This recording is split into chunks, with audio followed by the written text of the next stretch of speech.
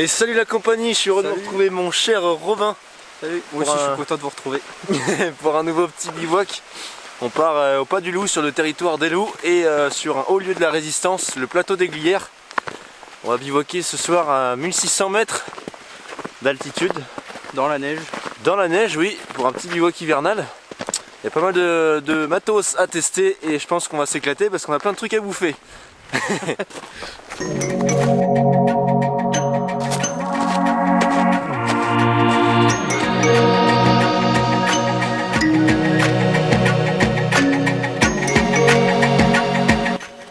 On va là-haut.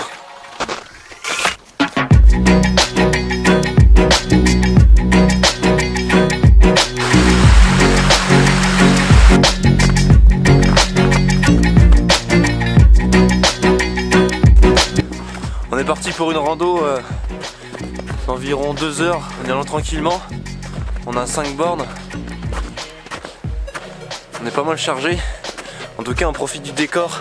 On a de la chance, il fait pas trop froid encore. En fait la journée il a tendance à faire pas mal chaud, genre des 10 degrés.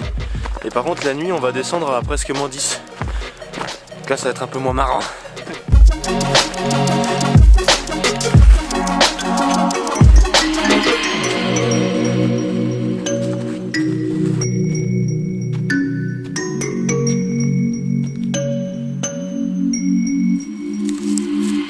En montagne, les meilleurs amadous ou allume-feu que vous avez pour trouver, c'est du lichen, autrement appelé la barbe de vieillard.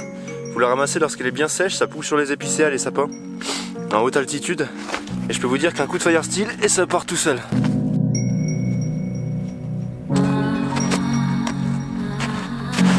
Bon, on sort de la partie forêt, vraiment une forêt magnifique avec des rochers partout et tout. C'est sympa, maintenant on va attaquer le dur. Ah. Salut. Transition.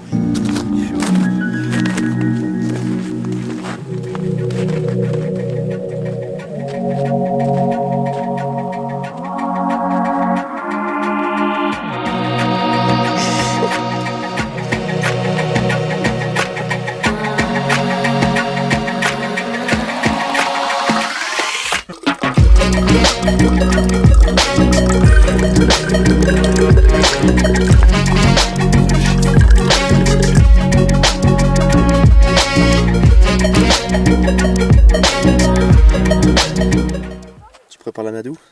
Voilà, donc du coup on a récupéré 2-3 petites touffes de poils des chardons. Donc on récupère les touffes et du coup ça fait des petites boules comme ça qui s'allument bien pour faire démarrer le feu. Du coup pour ce soir avec ça et la barbe de vieillard on devrait avoir tout ce qu'il faut pour allumer le feu.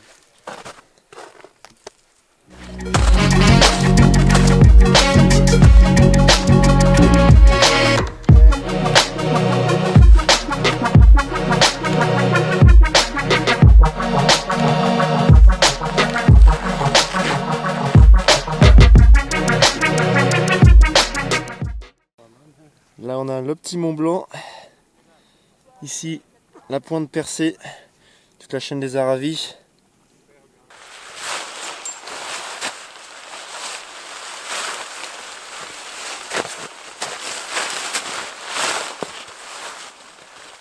Bon du coup on a mis la première tente, la tente à Robin.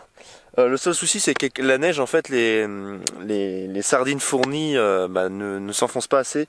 Du coup en fait la tente ne tenait pas, du coup on est obligé de couper des morceaux pour faire les sardines. Comme vous pouvez le voir ici, du coup ça tient bien. Voilà, pas qu'il s'envole quand même Robin avec sa tente.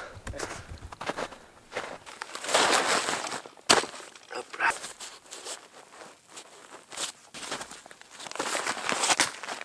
Bon, je vais pouvoir tester la petite tente que m'a envoyé mon partenaire Terang. Merci à vous si vous regardez la vidéo d'ailleurs. Une tente Snookpack ionosphère, tente une place. Donc c'est la première fois que je la monte. On va la monter ensemble et en plus là on va la monter sur la neige, donc un bon test pour cette petite tente. Au préalable je vais mettre mon all-weather blanket, donc une couverture de survie épaisse pour m'isoler un petit peu de la neige parce que sinon je risque d'avoir un tout petit peu froid.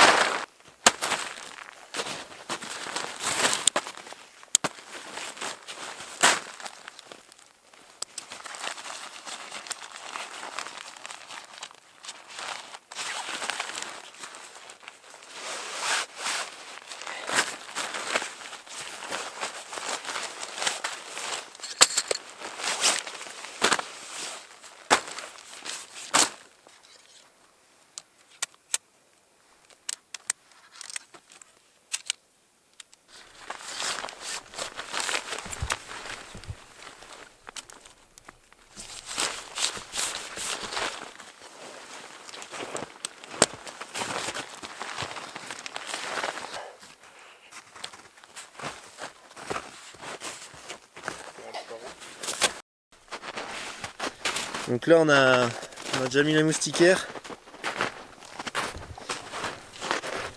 Donc là il y a une partie plus haute que là. Et l'entrée est de l'autre côté. Donc je me suis mis face à la vue. Donc voilà, et là en fait on va placer la bâche par-dessus.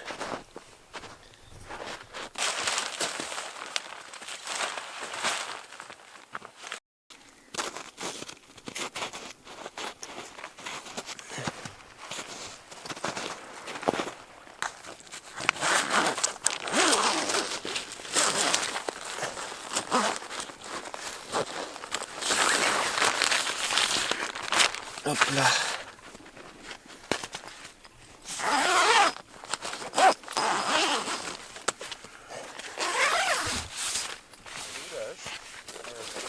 C'est cosy par ici. Ça y est, on a fini de monter la tente. Je vais rentrer dedans voir ce que ça fait. C'est bien d'être assez petit, mais bon, on va voir ce que ça donne. Mais en tout cas, c'est pas mal parce qu'elle est assez basse, donc pour la prise au vent, on n'en a pas trop. Et puis elle est vachement discrète.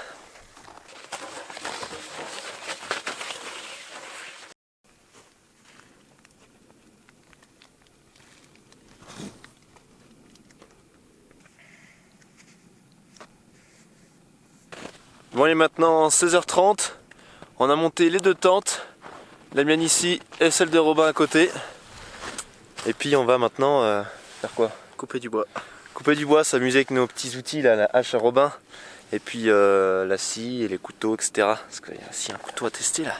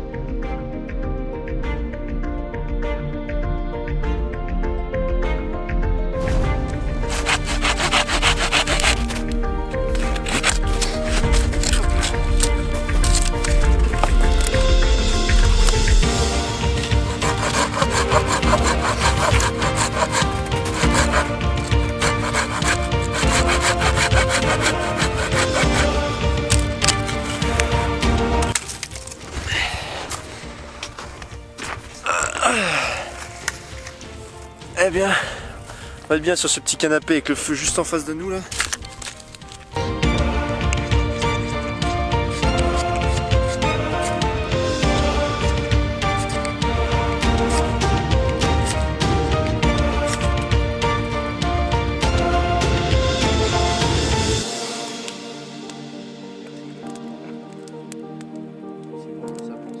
Pour fêter comme il se doit ce beau bivouac, une petite bière Brasserie du Mont Blanc, la meilleure, la verte, celle au Génépi. On va l'ouvrir avec la pelle, tiens. Alors par contre, comment je vais faire? Non, il y a un petit ouvre-boîte. C'est pas bushcraft ça? Allez, à la vôtre. Ping.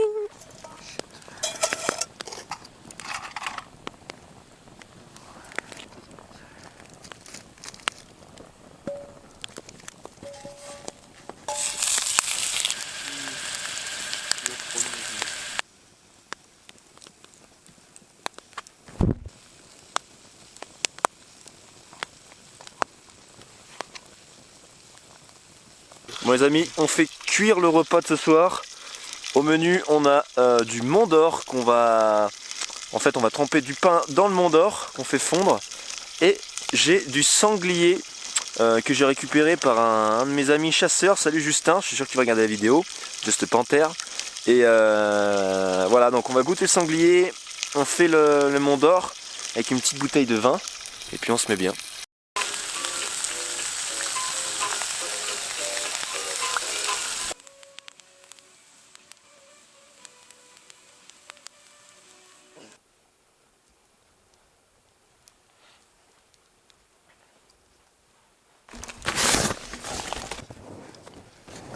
C'est parti pour une petite nuit à 1900 mètres d'altitude. Avec au moins minimum moins 5 degrés la nuit. Bon, je vous souhaite une bonne nuit. On a bien mangé, c'était super. Le sanglier, le mont d'or et tout, vraiment magnifique. Puis là, on est prêt pour passer une petite bonne nuit. Demain, en espérant qu'on se réveille avec le beau temps et la belle vue dégagée. Allez, bonne nuit les amis.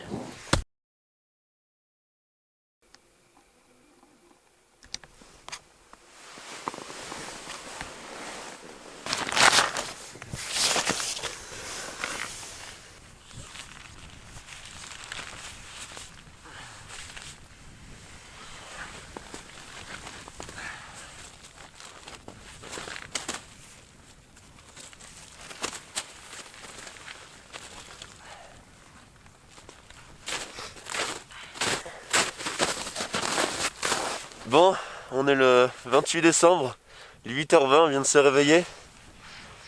On a plutôt bien dormi. En vrai, je suis étonné parce que je pensais qu'il allait faire un peu plus frais.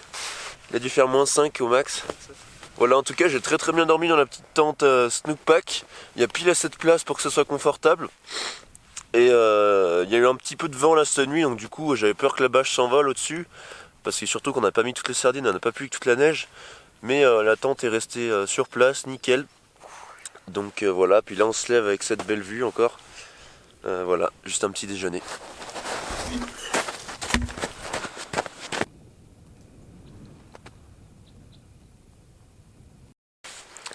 Bon, on a une petite visite. Je vous l'avais dit qu'on était sur le territoire d'Hello ici. Il y a une meute, c'était la première meute qui s'est implantée en Haute-Savoie. Et une meute d'une trentaine d'individus qui s'est implantée sur le plateau des Glières. Et puis Robin... Voilà, donc du coup pendant la nuit en fait vers 3-4 heures du matin, j'ai entendu des bruits de pas autour de ma tente, mais des bruits de pas assez légers quoi. C'était pas un gros animal, c'était vraiment un animal assez, pardon, assez léger. De type mammifère. Voilà, de type mammifère, de la taille d'un chien quoi en fait. Et donc j'ai entendu des bruits de pas dans la neige, je sais pas, pendant au moins une petite demi-heure. Et bon après je me suis rendormi mais ça a pas mal bougé donc j'ai essayé d'écouter. Mais j'ai pas entendu beaucoup plus que ça. Mais bon ça bougeait, ça tournait autour de la tente, ça s'est rapproché je pense un peu du feu à un moment. Et puis du coup ce matin en se levant on a regardé un peu autour de la tente et il y a 2-3 traces qui pourraient être des traces de loup. Ouais, je vais vous montrer ça. Normalement en fait les traces de loup, déjà un loup ça marche linéaire, de façon linéaire. Donc les pas en fait tu peux tracer une ligne et les pas toucheront la ligne. Alors qu'un chien c'est plus de chaque côté. Et en fait sur les coussinets, bon, je vais vous expliquer là-bas ce sera mieux, mais sur les coussinets en fait les coussinets avant sont séparés du gros coussinet à l'arrière. Tu peux tracer c'est pareil une ligne alors que les chiens le coussinet est implanté dans les autres petits coussinets. Donc là on a regardé, ça a l'air d'être assez linéaire. Après le coup des coussinets ça le fait pas forcément, mais la taille de la patte est assez grosse. Et hier on a vu en montant une petite crotte je pense de loup parce qu'elles étaient assez grosses et il y avait plein de poils dedans. Donc ouais, c'est suspect. Donc il y a de fortes chances que ça soit un loup. Mais en tout cas ça serait vraiment bien classe qu'un loup nous ait rendu visite cette nuit quand même. Donc là, elle est ici, donc là on voit le gros coussinet et les autres petits ici avec les griffes qui se sont plantées. Et voilà, donc ça a une taille assez grosse comparé à ma main. Hein. Donc on a trouvé ça, donc après au niveau de la ligne, ce que je vous racontais c'est assez... Ouais, ça colle pas trop. Par contre au niveau de la taille et de la trajectoire, ça peut coller. Donc là on a retrouvé une autre trajectoire, donc là il y en a la première ici. Bon là le loup serait arrivé par là. Une là, et là serait juste devant la patte à Robin, la jambe à Robin. Et il y en a une un peu plus loin mais vraiment linéaire. Donc on peut vraiment penser que c'était un loup. Hein. Surtout que là on a trouvé une trajectoire là, on en a retrouvé une un peu décalée. Bon.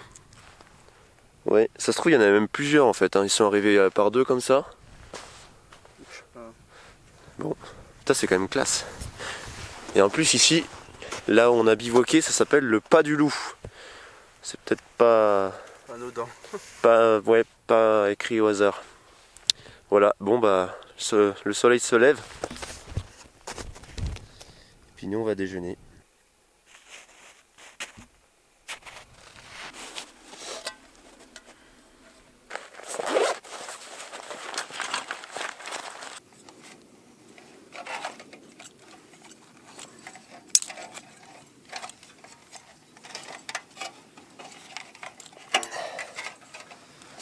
Je fais comme ça.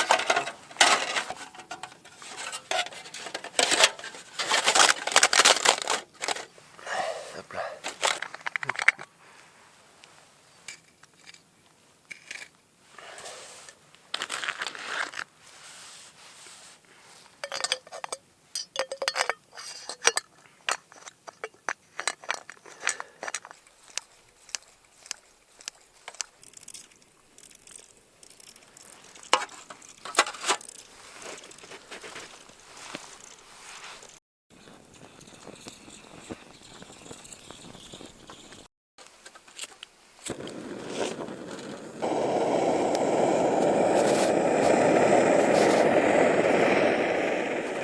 Bon, on vient d'allumer le réchaud, c'était une des premières fois, enfin en fait la première fois sur le terrain que j'utilise ce réchaud Optimus qui m'a été envoyé par mon partenaire, donc en fait c'est un groupe, un Katadyn, Optimus, etc.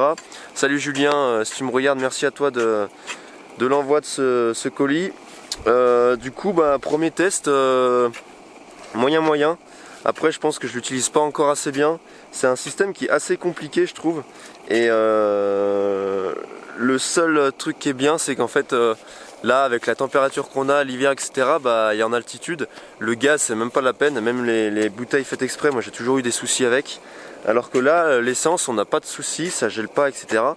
Et voilà. Et en plus, quand on est en trek, on peut trouver de l'essence partout, dans les pompes, etc., dans les magasins, dans les quincailleries. Alors que le gaz, bah, les bonbonnes spécifiques, tu les trouves pas partout. Donc ça, c'est un avantage. Après là, le souci c'est qu'on est en train de se dire qu'on ne peut pas l'utiliser dans une tente parce qu'en fait le premier préchauffage, qu'en fait on l'allume en deux étapes. Une qui est le premier préchauffage, donc on va allumer le réchaud, ça va faire des grosses flammes jaunes. Ensuite on le réteint et après quand on va le rallumer ça va faire les flammes bleues normales traditionnelles d'un réchaud. Et du coup, bah, le moment où ça fait les flammes jaunes, ça a tendance à partir un peu partout. Et donc, bah, si tu fais ça dans une tente, ça crame la tente avec. Voilà, je suis en train de voir que l'eau est chaude. Du coup, je vous reprends après.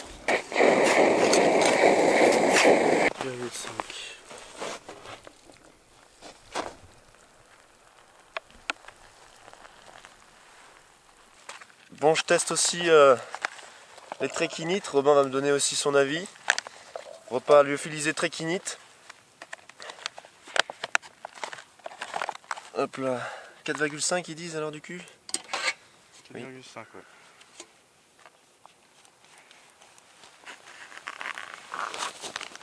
Ouais, c'est vrai que pour savoir, bonne nuit. Hein. Ah, ouais. Donc déjà le souci c'est qu'il n'y a pas de niveau en fait à l'intérieur. Du coup bah on voit pas ce qu'on fait. En fait il y a un niveau là, sauf qu'ils nous disent 4,5 mais en fait quand on verse on voit pas vraiment, donc on y fait un peu au pif. Donc en tout cas on verse l'eau à 4,5 cm indiqué comme derrière l'emballage. On touille. Et ensuite on referme et là ces plats sont prêts instantanément. Je sais pas ouvrir. Bah écoute, niveau goût c'est pas mal. Franchement bon avec les fruits tout ça. Moi j'ai mis un peu trop d'eau. Ça je m'y attendais un peu. Mais sinon non ça va, franchement c'est plutôt bon.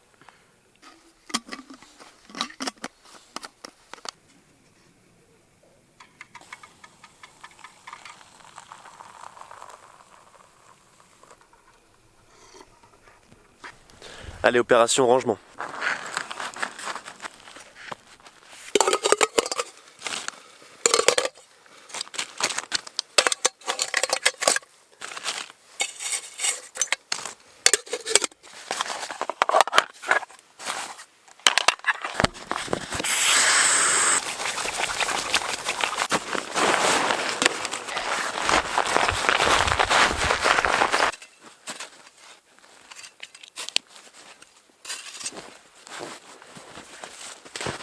Vraiment sympa cette petite tente, ça m'a permis de bien dormir. Merci à l'équipe de Terang de me l'avoir envoyé.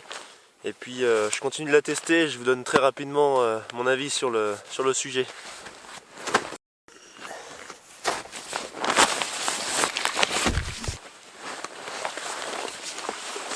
Hop là. Allez, c'est parti pour la descente. On a fait tout propre, enfin surtout Robin avec la pelle, il a rebouché le trou, le cratère qui a été créé par le feu. On a enlevé nos tentes, tout récolté, pris la poubelle. On est parti pour redescendre.